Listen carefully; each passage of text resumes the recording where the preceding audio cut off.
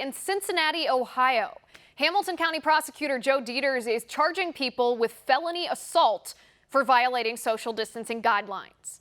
In Colorado, a dad was arrested for playing t-ball in the park with his kid, even though there was nobody else around, and the police who handcuffed him and put him in the back of a patrol car in front of the man's 6-year-old daughter were not wearing masks or gloves themselves. In Los Angeles, California, police arrested a paddleboarder in the ocean all by himself.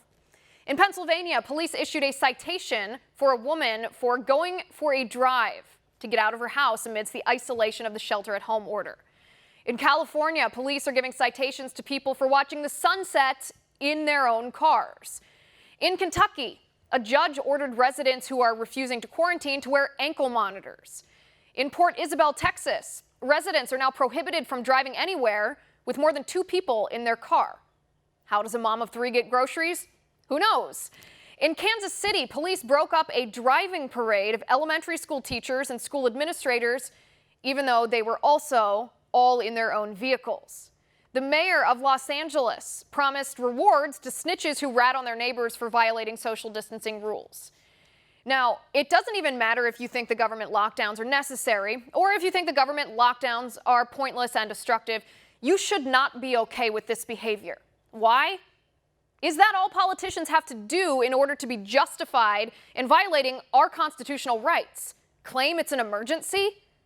If so, then what's to stop the next Democratic president from saying, well, climate change is an emergency, and using that to suspend our rights and impose socialism on us? And I know some people are going to say, well, states have police powers that the federal government doesn't have that allow them to enact these draconian measures. Well, answer me this. What will stop Democratic governors in blue states across the country from declaring gun violence to be an emergency and using that to suspend our constitutional right to keep and bear arms? The question is, do you want your government to act like a police state?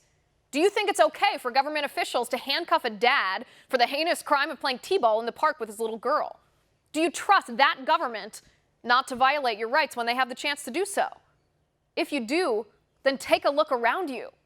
Maybe as a nation and as citizens of states, we should think twice before we vote for government officials that abuse their power when they're given the chance.